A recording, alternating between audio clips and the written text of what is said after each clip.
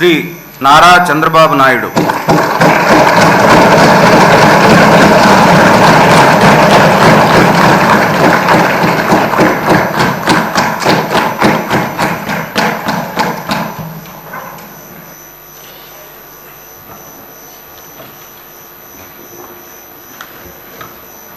నారా చంద్రబాబు నాయుడు అనే నేను శాసనసభ సభ్యునిగా ఎన్నిక అయినందున శాసనం ద్వారా నిర్మితమైన భారత రాజ్యాంగం పట్ల నిజమైన విశ్వాసం, విధేయత చూపుతానని, భారతదేశ సార్వభౌమాధికారాన్ని, సమగ్రతను కాపాడుతానని, నేను స్వీకరించబోయే కర్తవ్యాన్ని శ్రద్ధాశక్తులతో నిర్వహిస్తానని దైవ సాక్షిగా ప్రమాణం చేస్తున్నాను.